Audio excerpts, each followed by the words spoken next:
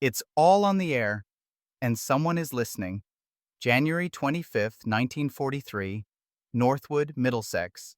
In the operations room of the Admiralty's Western Approaches and the operational intelligence machinery that feeds it, the air smells of cigarette smoke, damp wool, and hot electronics, and the walls seem to sweat under blackout curtains as Commander Roger Wynn's convoy plotting staff hunch over a map of the North Atlantic, where colored pins crawl west and east like slow insects.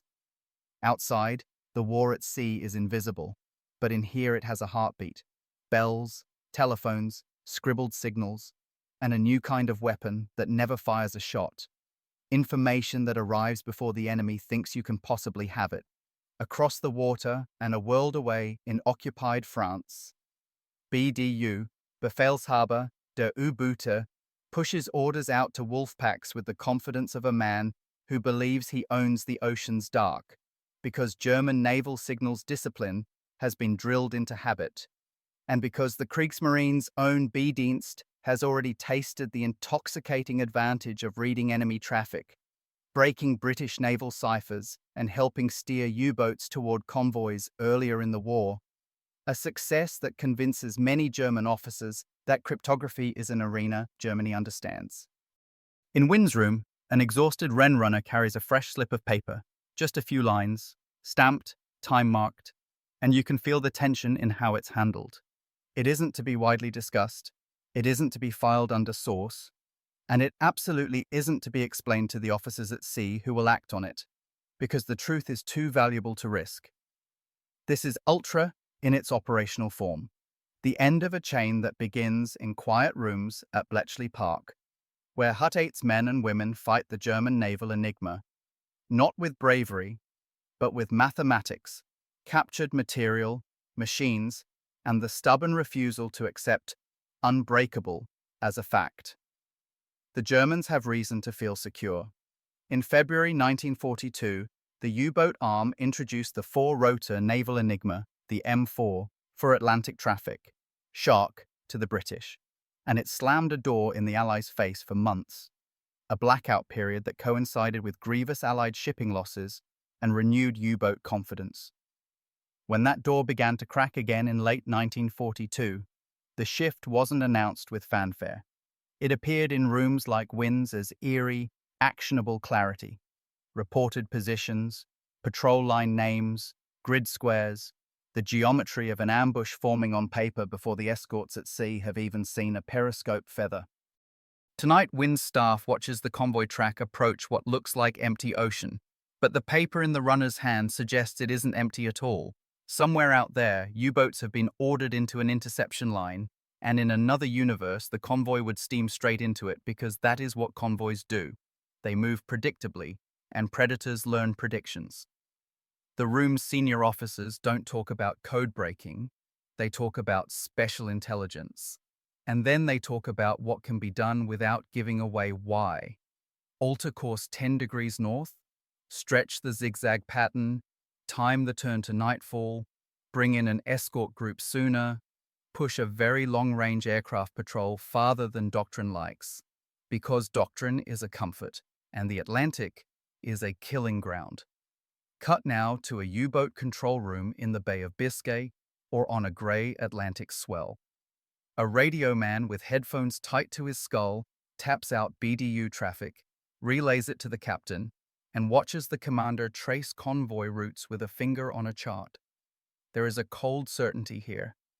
The sense that the enemy must come through the lanes eventually, that the wolf pack is simply waiting at the right spot. If you listen closely, you can almost hear the German assumption humming beneath the machinery. We can mass our boats, we can report and vector, we can coordinate in the open sea because our signals are safe. Back at Northwood, the irony is sharper than the smoke in the air. The Germans are coordinating, and the coordination itself is what can betray them, because every report and every reposition order is a thread, and Ultra, when it is available and timely enough, is the hand that can pull those threads into a picture. This doesn't make Wynn a sorcerer, it makes him a conductor with a difficult orchestra, because intelligence is never perfect. Decrypts can arrive late, keys can change, the sea can scramble plans, and even when the message is readable, it has to be fused with other sensors. HF/DF bearings that hint where a transmitter sits, radar contacts that bloom out of weather, aircraft sightings that confirm the abstract with the physical, and the hard-won experience of escort officers who know that a quiet ocean often means a trap. Still, in early 1943, the pattern begins to feel different in rooms like this. Convoys that should have been met by massed wolf packs sometimes aren't, and the U-boat captains who surface at night expecting silhouettes find only emptiness and cold spray. BDU grows irritated, then suspicious. Boats report that convoys have turned away, that the prey seems to dodge the net at the last moment, and the explanation that feels most comfortable is the one that preserves German pride.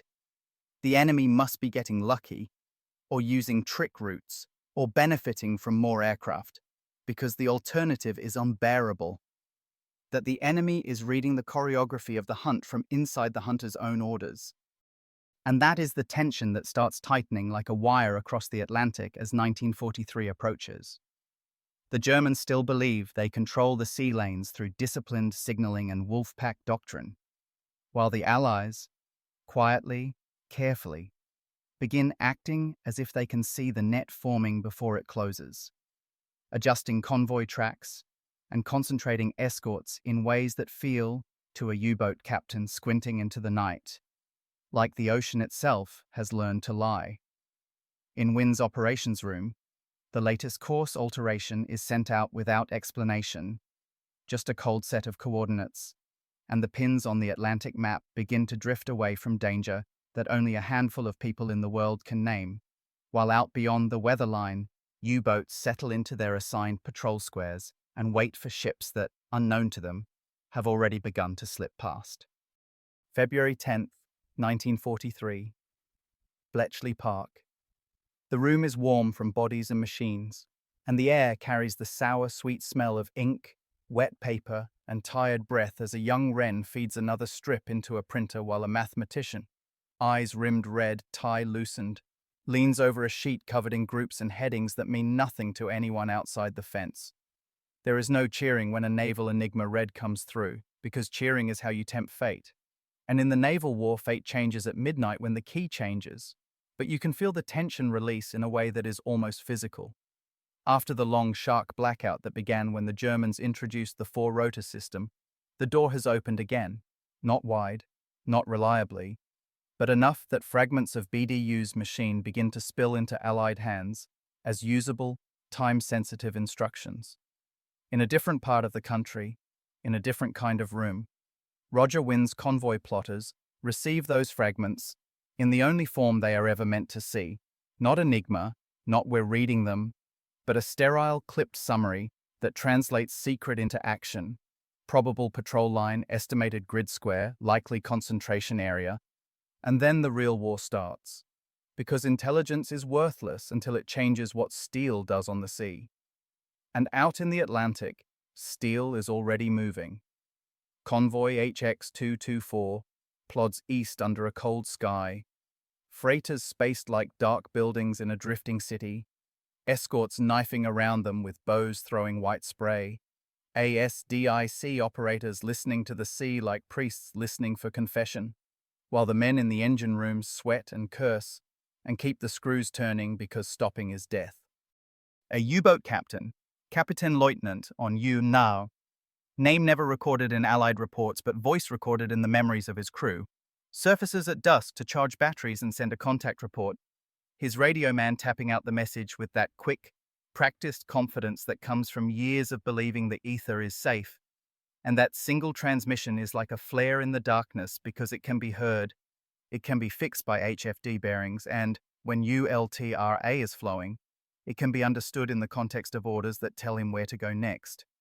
The captain thinks he's contributing to the Wolfpack's strength, but the Wolfpack's strength is precisely what makes it a target, because coordination creates patterns, and patterns can be read. In Kurneval, at BDU headquarters near Lorient, Dönitz's staff stands over a map of the Atlantic marked with curved lines and Wolfpack names, and the mood is half proud, half hungry. The packs are out there, The tonnage war is still the only direct way to choke Britain, and February's storms and darkness should be their ally, yet reports keep coming in that feel wrong. Boats arriving at assigned interception lines only to find nothing, captains complaining that convoys alter course too neatly, too soon, as if warned. The staff's first instinct is to blame Allied air power, because aircraft are visible and frightening and getting more numerous, because the air gap is narrowing as very long-range liberators and escort carriers begin to creep into the equation, and because it is easier to accept that you were spotted than that your own orders are being read. Meanwhile, in Northwood and Liverpool, Admiral Max Horton and his staff, hard, pragmatic men who have watched too many ships die, begin shifting resources with a new confidence that still looks like caution to anyone outside the inner circle. Escort groups concentrated where they matter, support groups held back like a fist ready to punch, routing instructions that bend convoys away from named patrol lines, and a quiet insistence that captains at sea trust the routing without needing to know why. You can imagine the frustration of an escort commander receiving a course alteration that makes no surface sense, watching the convoy turn in grey weather toward what looks like emptier water, and yet the effect is felt days later when no torpedoes arrive, when the only enemy is the sea, and not the flash of a bow wave crossing the moonlit lane. But Ultra is not a magic spell. It is intermittent, delayed, fragile, and the Atlantic punishes any moment when the picture goes dark again. In March 1943, the U-boat arm surges into what feels like its moment, and the convoy battles of HX-229 and SC-122 explode across the North Atlantic as multiple packs converge, the sea turning into a hunting ground where escorts are overwhelmed by sheer numbers, where U-boats slip in at night on the surface, firing spreads, diving through explosions, and merchantmen burn with that slow, terrible certainty that oil and cargo cannot help but burn. In the plotting rooms, pins cluster and tremble as reports come in. Ships hit, ships lagging, escort commanders calling for help, and the intelligence officers feel the cruel edge of their advantage. Sometimes they know the pack is there, but cannot reroute in time without making the source obvious. Sometimes decrypts arrive too late. Sometimes the weather hides the U-boat. Sometimes the simple geometry of convoy speed and distance means you cannot turn away without losing the entire schedule and running into something else. And yet, even in the worst week, something is changing behind the smoke, because the Allies are learning to fuse everything. Ultra when it exists, HF/DF when a U-boat transmits, radar when a conning tower breaks the horizon, air patrols pushed into likely contact zones, and support groups vectored like hunters rather than shepherds. The German captains feel that change first as irritation and then as a tightening noose. More sudden appearances of escorts where none should be, aircraft arriving faster after a contact report, convoys that should have been intercepted slipping past the line as if they turned their heads at the last moment. BDU responds the way any pressured command responds: more signals, more reposition orders, more attempts to coordinate, because coordination is the doctrine's heartbeat, and every extra beat is another chance for the enemy to hear it.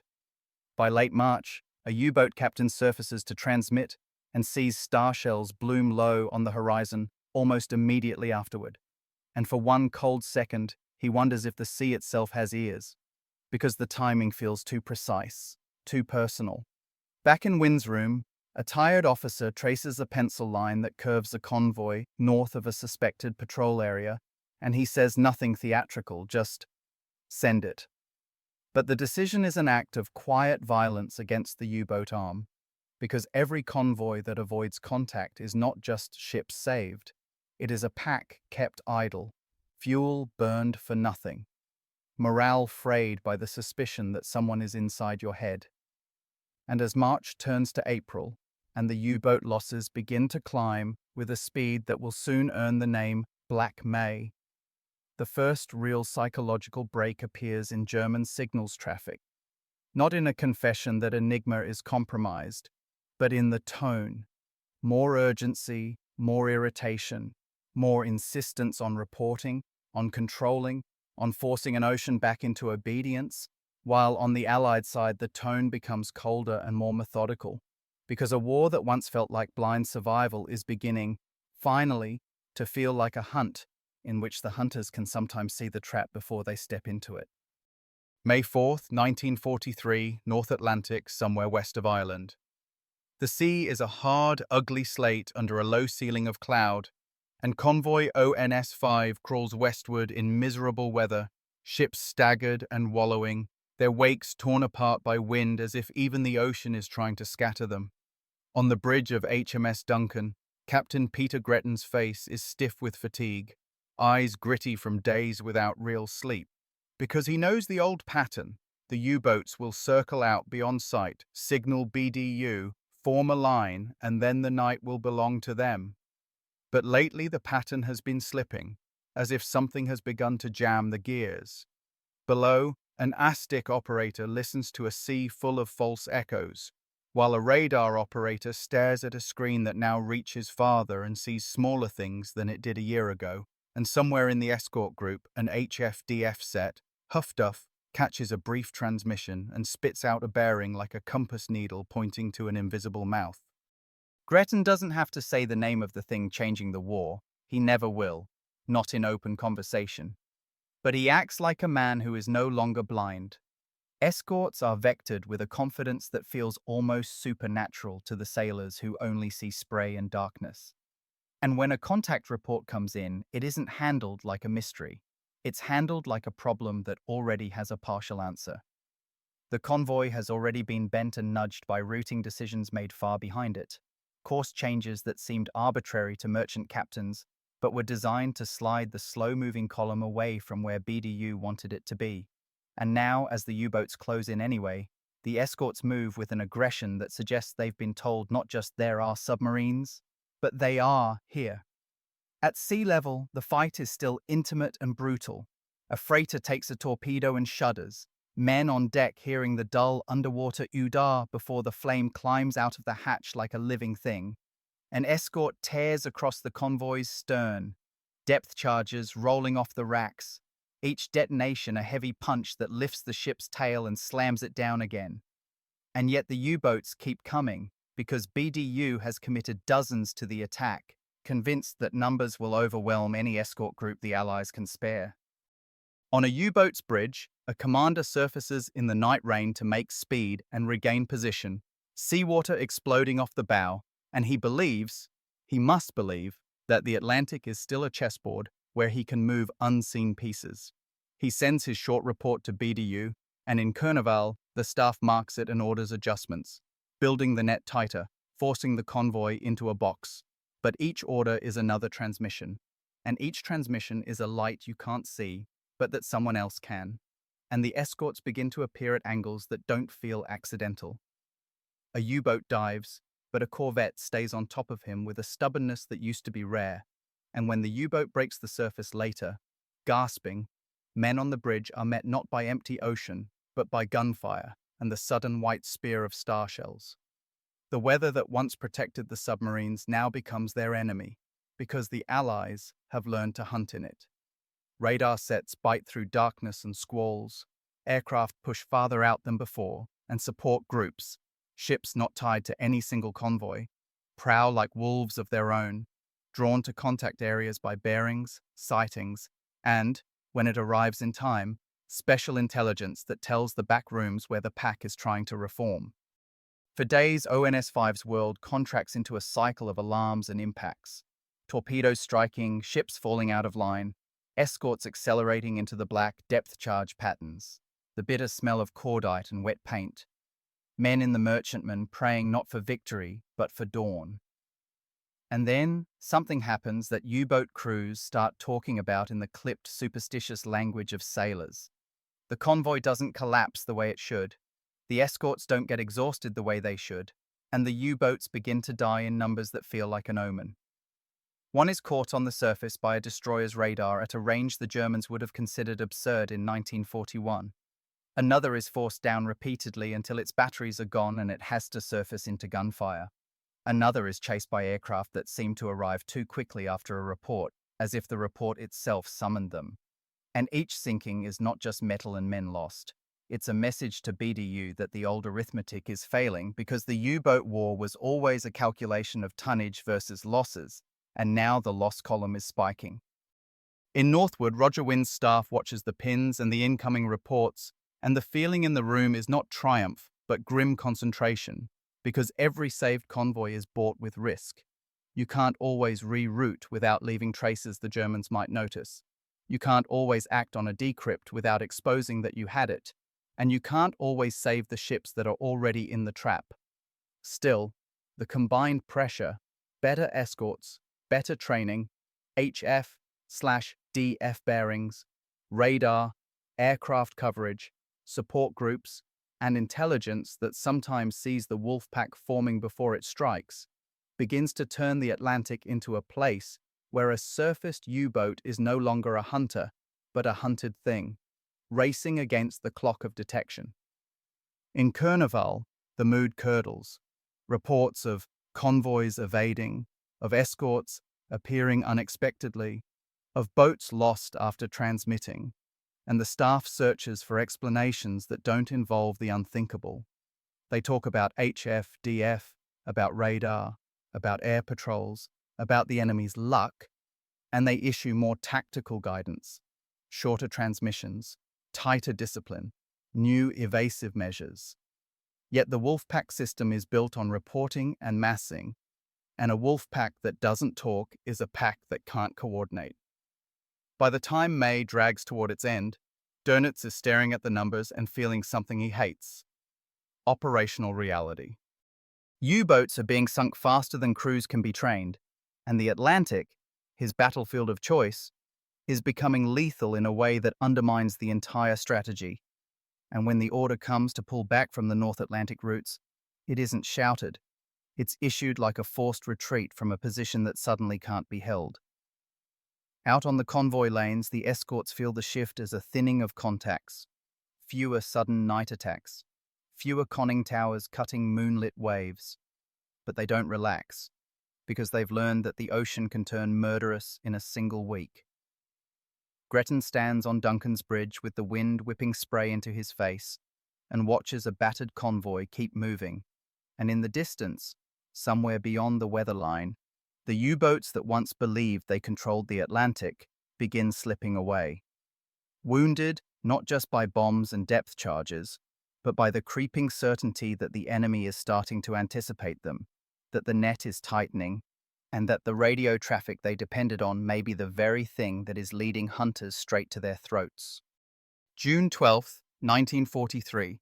Western approaches headquarters, Liverpool. The air in the operations rooms has the same stale mix of smoke and damp uniforms, but the mood has changed from desperation to something colder, method, because Black May didn't just kill boats, it rewired habits, and now every incoming scrap of information is treated like part of a single picture. A Wren pins up a fresh plot update, while a staff officer speaks in the careful source-protecting language of the secret war. Never "we read them," always a reliable indication suggests. And that phrasing is more than bureaucracy, it's camouflage, because the enemy must never learn how the Allies sometimes know where the pack is trying to reform. Out on the water, the change feels like fewer sudden teeth in the dark and more deliberate hunting, as support groups, escorts not tied to one convoy, begin roaming like a free fist, the kind of force Captain Frederick "Johnny" Walker made famous, turning the Atlantic from a gauntlet into a search area where a submarine that shows itself risks being chased until it breaks. In a North Atlantic swell under a sky that never fully brightens, a corvette's ASTIC operator listens to the sea and hears nothing, yet the ship keeps turning, keeps probing, because the captain has been told, without explanation, that something is nearby, and that nearby is no longer a guess. The crew feels the tension of it. You burn fuel and hours for contacts you can't see, trusting that someone far away has stitched together radio bearings, sightings, and those strange, clipped intelligence hints into a direction that makes sense in officers but feels like superstition at sea. Then, just when the men begin to doubt, a radar set picks up a smear at the edge of range, a small, hard return that doesn't move like a wave crest, and the captain orders full speed, and you can feel the U-boat's world shrinking. Because in 1941, the submarine's best defense was the night surface run, batteries charging under darkness. By mid-1943, radar has turned darkness into exposure, and aircraft have started arriving like fate. In the Bay of Biscay, where U-boats must transit to reach the Atlantic, a Kapitän Leutnant climbs onto his bridge at dusk and sees the horizon filled with nothing but grey, yet his shoulders tighten anyway, because Biscay has become a killing zone. Patrol aircraft sweeping, escort carriers pushing air cover outward, and the terrifying sensation that even the route home is no longer safe. He orders the flak guns manned, men clustered around twin and quad mounts, because the Germans have tried to answer the air threat with teeth. More anti-aircraft weapons, flak traps, the belief that a determined crew can fight off a single attacker. But the attackers now come in pairs and flights, and they come with better radar and tactics. And when a liberator appears suddenly out of cloud, dropping toward the sea, the U-boat captain understands that bravado doesn't stop physics. A bomb falling from low altitude doesn't care how brave you are. Back in Cuernavac, the BDU staff tries to rebuild the old dominance without admitting the foundations are cracking. They shorten transmissions, tighten reporting rules, experiment with burst methods, tell captains to be more cautious on the air, but caution is poison to Wolfpack doctrine because a pack that doesn't report can't mass, and massing is the entire point. In the same breath, they begin hunting for explanations that preserve pride. They talk about Allied HF/DF, about radar, about aircraft, about traitors and spies, about impossible luck, and the phrase, "we control the Atlantic," starts sounding like an oath repeated too often by men who are trying to convince themselves. Meanwhile, the Allies learn to use their advantage without flaunting it. Sometimes a convoy route is changed by just enough to miss a patrol line by miles, not a dramatic turn that would scream foreknowledge. Sometimes an escort group is sent on a sweep that just happens to pass through where a U-boat has been ordered to wait. Sometimes the official reason is an air sighting or a direction-finding fix, because those are believable. Those are visible threats the Germans already fear, and they make good cover for a deeper truth. At sea, the submariners feel it as a creeping loss of initiative. When they transmit, escorts seem to appear sooner. When they try to regroup, a support group is already probing the area. When they stalk a convoy, the convoy's escort screen behaves as if it expects them, turning toward the threat instead of away, forcing them down, holding them down until batteries decay and carbon dioxide rises and the boat becomes a sweating metal lung full of men counting minutes of air. The Germans adapt again because adaptation is what keeps you alive. They introduce new weapons like acoustic homing torpedoes that chase propeller noise, hoping to turn escort aggression into a liability. And for a moment, the escorts are rattled. Destroyers hearing the warning, making wild turns, cutting speed, trying to decoy the torpedo. Yet the Allies adapt too, adding noisemakers, changing tactics, refusing to stop hunting. And every adaptation on the German side still depends on command traffic, on BDU's ability to direct and coordinate across hundreds of miles, which means the invisible war in the ether continues to matter even as steel explodes on the surface. In Bletchley, and in the distribution chain that feeds operational rooms, the rhythm becomes exhausting. Some days, the decrypts come in time and everything feels sharp. Other days, the keys change or the material is thin and the ocean goes opaque again. But the cumulative effect is what breaks an enemy. Not one miracle message, but the steady pressure of being anticipated often enough that confidence turns into caution. And caution is fatal in a doctrine built on aggression and mass. By late 1943 into 1944, the U-boat captains begin to speak in a different tone in their logs. Less swagger, more complaint about aircraft, about radar, about the impossibility of closing a convoy that seems to slip away. And still, most cannot name the real horror, because naming it would mean admitting that the Atlantic is no longer a hunting ground you control. It's a landscape where you are being managed, herded, pressured, into zones where the enemy's escorts and aircraft are thickest. The German codebreakers and signalsmen had once believed the ocean could be controlled by who read whose orders, and now the bitter irony is that the very act of commanding, of sending those orders, has become one of the most dangerous things a submarine force can do. September 3rd, 1943. Carnival, Lorient. Rain streaks down the windows of BDU headquarters and turns the concrete world outside into a blurred smear. And inside the map room, the Atlantic looks like a wound covered in pins and pencil lines. Wolfpack names penciled in and erased. Patrol squares redrawn again and again, as if the staff can redraw reality into obedience. A signals officer, pale from too many night shifts, lays a folder on the table with reports from returning boats. Convoy altered course. Escort appeared unexpectedly. Aircraft arrived within minutes. And the phrases repeat like a chant of frustration, each one a small admission that the ocean is not behaving the way it used to. Dönitz stands over the chart with his jaw locked, because he understands the brutal logic of his own weapon. The U-boat arm is strongest when it is coordinated, and coordination is strongest when it communicates, and communication is now increasingly dangerous, not only because of HF/DF bearings, but because the enemy's reaction times are starting to feel too good, too consistent, too eerily aligned with BDU's own intentions. Someone in the room says radar, the way a man says disease, and another says escort carriers, and a third brings up the Americans. More ships, more aircraft, more of everything, and all of that is true, yet the unthinkable thought hangs there anyway, unspoken but heavy. What if the enemy knows our orders? The staff does not say enigma casually. Enigma is myth and pride. The machine Germany trusts the way sailors trust steel.